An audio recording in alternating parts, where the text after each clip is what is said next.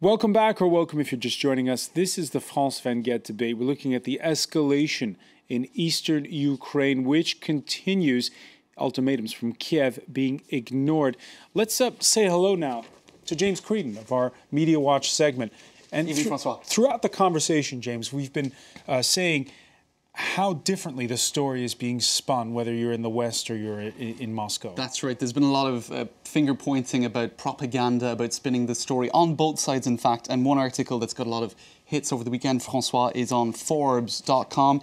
This article is pointing to a pretty blatant example of propaganda in the Russian media over events in Ukraine. Take a look at this gentleman here. He's a guy by the name of Andrei Petkov. Now, that's on Russia 1, or Vesti.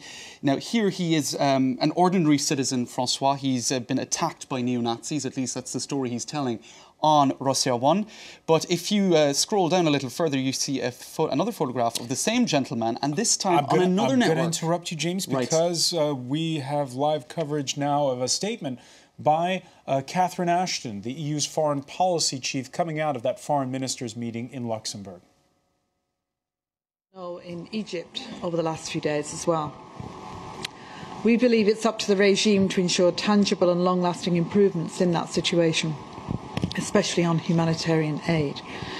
We want to ensure that the deadline for the destruction of chemical weapons is kept. That's the 30th of June. This is extremely important. And we also recognise the importance of support for the neighbours of Syria. We want to help them as they manage looking after refugees, and we will continue with our aid and support to those countries as well as to the internally displaced people in Syria. We also discussed the situation in Bosnia-Herzegovina and the socio-economic as well as political challenges that they're facing. The first responsibility to deal with those lies with the leadership of the country. We call upon them to provide concrete and quick answers to the legitimate concerns and aspirations of the people. Ahead of the October elections, more, not less, needs to be done.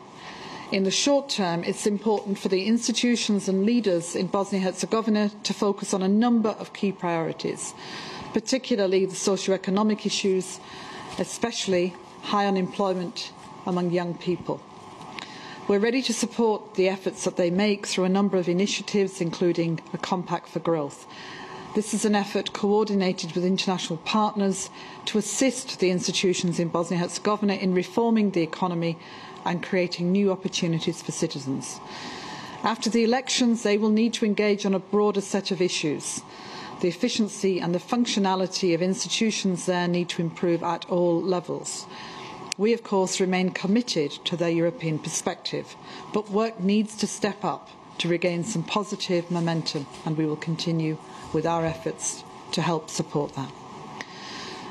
But the extremely worrying situation in Ukraine was at the top of our agenda today. We condemn unreservedly the actions by armed individuals in the cities of eastern Ukraine. These attempts at destabilising Ukraine must stop. We strongly support the unity, sovereignty and territorial integrity of Ukraine. We call upon Russia to do so as well and to pull back its troops from the Ukrainian border. Any further actions aimed at destabilising Ukraine have to stop. In light of the latest events, we decided to expand the list of those subject to asset freeze and visa bans. Utmost restraint is crucial. We commend the Ukrainian authorities for pursuing their law and order operations in a measured manner, and we encourage the government in Kiev to contribute further to reducing tensions. Free and fair presidential elections on the 25th of May are the best way to express the will of the citizens, as is the process of constitutional reform. We'll continue to support the efforts to stabilise the situation in Ukraine economically, financially and politically. With this in mind, we've today approved two key measures from the package of proposals aimed at providing economic and financial support to Ukraine. First, a decision providing up to €1 billion in macro-financial assistance to Ukraine to support economic stabilisation and its structural reform agenda. Secondly, a regulation granting unilateral trade preferences to Ukraine. In the meantime, we'll also look into a possible CSDP mission in the field of civilian security sector reform. And ministers have asked the European Commission to reply on the basis of consultations with Member States to the letter of President Putin on energy supplies. We'll also continue our diplomatic engagement to try and de-escalate the crisis and stabilise the situation. It is crucial that Russia and Ukraine engage in a meaningful dialogue to find a political solution, and we're ready to participate in the efforts to start this dialogue. I'm in regular touch with the foreign ministers of the United States, Russia and Ukraine, and will meet them this Thursday in Geneva. The purpose of this meeting is to start a dialogue on how to de-escalate the situation in Ukraine and to ensure that peace and stability returns to the whole of Ukraine. Thanks. We've got time to take 3 questions, so I'll start there. Thank you. All right, there you heard it. Catherine Ashton, the EU Foreign Policy Chief, coming out of that meeting in Luxembourg, saying ahead of that summit that's taking place perhaps next week in Brussels, that there's already an enhanced list of Russian citizens who are on a sanctions list. We were talking with James Creedon, who's doing our Media Watch segment, and you were telling us before we went to Luxembourg, priority given to live coverage here, about how the story is being spun in Russian media. That's right, Francois. And one pretty blatant example of propaganda in the Russian media over the last week or so is this gentleman. Now, the image that you're seeing on screen there is on Russia 1, so state television. He's posing as an ordinary citizen. His name is Andrei Petkov. Now, if you move a little bit further down, I'll just scroll down far, you can see on another channel, NTV National News, that this time he's confessing to be a German spy and adopting a very different tone, a kind of a contrite tone.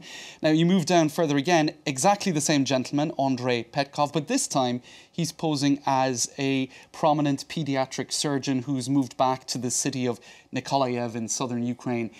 He has saved the lives of many children, and he is helping to organise protests. It's a pretty blatant example of propaganda, Francois, which has been picked up by Forbes.com. Now, elsewhere, just to give you a sense of other items that are being picked up on social media and elsewhere today, this is a tweet, Francois, by the Lithuanian Minister for Foreign Affairs. Now, 2 types of protests, he says. One for freedom, and he's referring to Maidan, the protests, of course, which saw the overthrow of Yanukovych, and the other for dependence. And the equipment says it all. So what he's saying here is that the protests on Maidan were peaceful, and that the protests we're seeing in eastern Ukraine and elsewhere are a very different kind of protest. You can see here armed and wearing fatigues, right? So that has been criticised as well in the comments of that tweet. Some people saying, well, the Maidan protests were far from peaceful. There was sniper fire and people were killed. So you can see just, I suppose, 2 examples of I'm not sure you'd call that propaganda, but certainly in the comment section, it is being called that. Now, just to very briefly finish with this, the French media are picking up on Foreign Minister Lavrov in Russia, what he has been saying about Mayotte, the French département, an island that was formerly part of the Comoros Islands, just northwest of Madagascar. It became a French territory in 2001 by referendum. For the Russians, this is essentially the same as the referendum that we saw in Crimea. Obviously, the French media taking issue with that comparison, Francois. All right, thanks very much, James Creedon. There'll be more Media Watch later on. Thanks Indeed. for Thanks, that. We're going to say hello once more to our guests and perhaps ask them what they think of the fast-breaking news that's developing on all of this. Joachim Birlich, welcome back. You're former ambassador to NATO, former advisor to German Chancellor Helmut Kohl. We're also with journalist Catherine Field, Anna Garmash of the Euromaidan Collective, and joining us from Donetsk is Elena, who has joined the protest movements there, but in favor of the Russian-speaking side. Joachim Birlich, your thoughts on what Catherine Ashton said? First of all, they announced already then that list of enhanced number of Russians under sanctions. Your thoughts on that? I think the EU is right to underline clearly to the Russians, please, dear friends, there are limits. And you have to observe these limits, you have to de-escalate, as we try to do it, and to come and to start a real dialogue under inclusion of the Ukrainians, because it's finally up to them to define what they want to do. And when you look at the situation as a whole, there is this mixture, I think, freedom on the one hand, even freedom from Russia, or freedom as such, and at the same time, economic and social unrest. The people are not satisfied at all. And if you look at the last 20 years of existence of this new Ukraine, Ukraine has never been able to establish what I call a stable country in this sense. And therefore, it was really easy to establish a sort of unrest or dissatisfaction, either in the west of the country or in the east. And if you listen to these people, if you listen, for example, to Elena here, it's clear it's a split soul, if you want, to some extent. On the one hand, well, she's living in the Ukraine. On the other hand, she has, let's say, a sort of Russian past. And the first hope is someone has to help us to stabilize the country. Someone has to help us to pay our salaries. Someone has to help us to some extent. And they don't know where to go to some extent. And therefore, I think the first goal has to be to stabilize the country again, and from there to discuss together what's the best for the future of Ukraine, if you want. And one of these ideas could be a certain federalism in that country, a certain autonomy of the regions. This may apply to the West as it may apply to the East, but at the same time assure, let's say, the integrity of at least of the rest of the country as it is. I think in this sense, what the interim president has told this morning is going in the right sense, if you want, to tell where we are ready, we are not opposed at the same time on the 25th of May to a sort of a referendum about, let's say, the internal structure of a country, a certain federalism. I think it's in the right direction. All right, there you see one reaction from a viewer. The situation should be resolved by Ukrainians, not by the EU, the US, or Russia. The EU can't solve everyone's internal conflicts. Let's go to Elena in Donetsk. Elena, let me ask you, the Russian interim president, the prime minister, in the past 48 hours, they are talking about federalism. They're talking about even the prospect of a referendum on the same day where there are presidential elections. What's your reaction? Actually, in this situation where we have lost our representation in the parliament because our president disappeared, as the party of regions don't have any power, and the parties that are in the coalition haven't had at any time here a lot of votes, so we consider that we are not represented in the parliament. We can't accept we consider that this government is illegal, so we can't accept the decisions of this government. And in this situation, we think that we can decide the destiny of our region by ourselves. And we consider that the regional referendum is the best way, the supreme way to know the will of the people, the will of our citizens that live in our region. So I think that the new government should negotiate with our National Assembly, Popular Assembly, Popular Congress. Let's call it like this. So you're in favor of the idea of a referendum? Is this Go ahead. The questions of the referendum are not decided yet, but perhaps there will be three options. Donetsk region as a part of federal Ukraine, as a federation with a big autonomy, with its own parliament, with its language, at least after 20 years of discrimination. The second option, Donetsk region as an independent state, and the third option, the Donetsk region as a federal part, as a federation with big autonomy, as a part of Russian Federation. And which would you vote for? Which would I would prefer the second or the third. Okay. Anna Garmisch, your reaction. Because we don't have confidence in this government, which arrived to power not by the political way, but the terrorist methods, and we don't have confidence. We have lost confidence in them.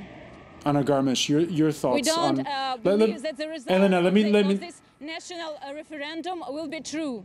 All right, let me bring in Anna Garmisch. First of all, you heard several points there from Elena. First of all, she questions whether or not a credible referendum can be organized by authorities in Kiev.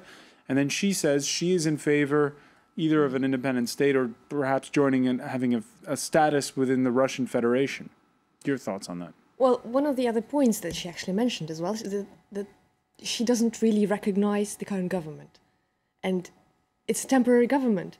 It makes perfect sense that it will be removed at some point after presidential elections and after parliamentary elections. And I hope, as well as she does probably, that the new government and the new parliament are going to be way more representative of Ukraine as a whole than the government is now. So that's the first thing. And I think this will answer a lot of their questions already in the first place. Then, being part of the Russian Federation, actually the latest polls conducted in the eastern Ukraine actually proved that less than 20% of the people actually wish to be part of Russia. So any sort of referendum asking this particular questions, whether you do, yes or no, want to be part of Russia, will certainly, well, in this sense, fail. All right, a lot of reactions coming in. One saying, looking at the passive police in East Ukraine, it seems their only job in the last 20 years was taking bribes. Not sure if that's a correct characterization, but there you go.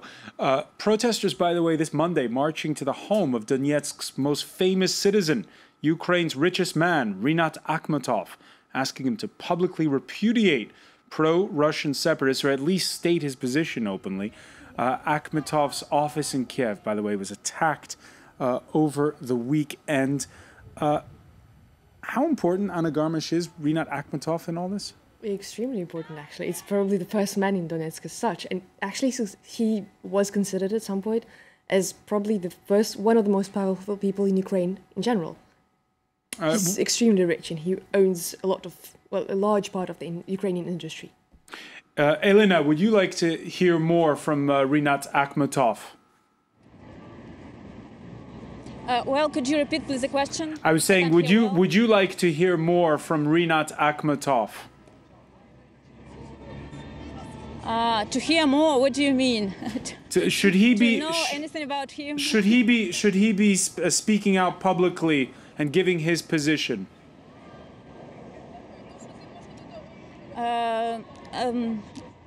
I haven't understood. Could you please reformulate your question, because the quality of the sound is not very good. I'm sorry. Rinat Akhmatov, Ukraine's richest man, who was at one point a big backer of the ousted president Viktor Yanukovych. He's been playing kind of a middleman role behind the scenes. Would you like to see him take a stance, much more public stance, in one way or another?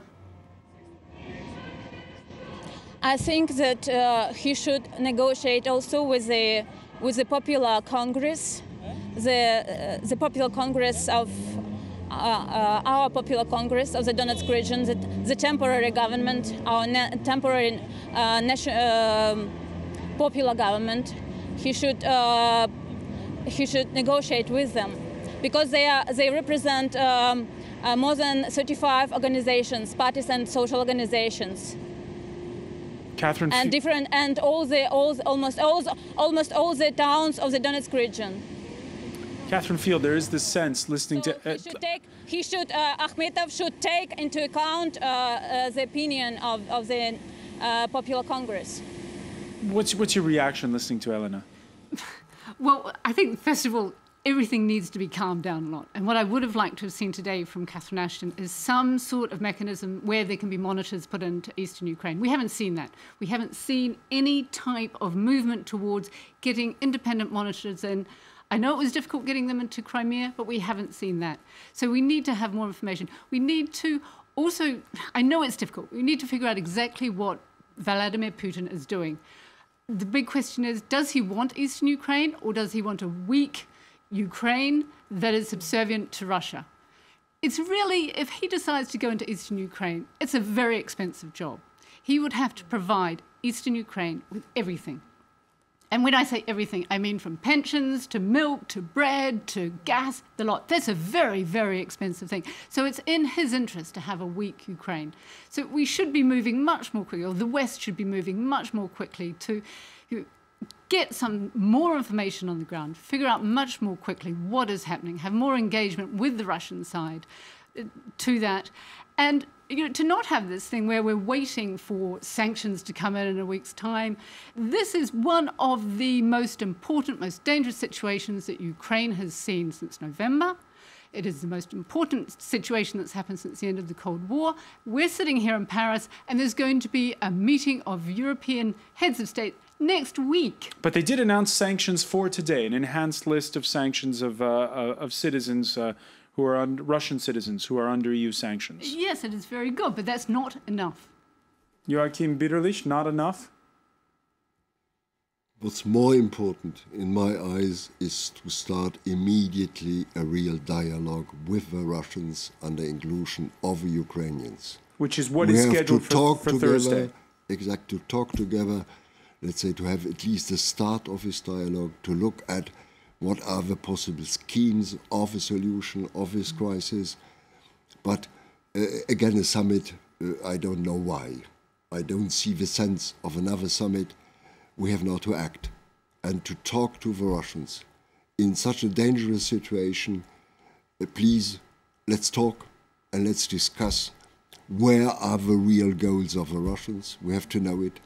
Is it really, let's say, as Catherine has told, weakening the Ukraine, or to have at least a neutral Ukraine alongside of a border of Russia, or do they want more?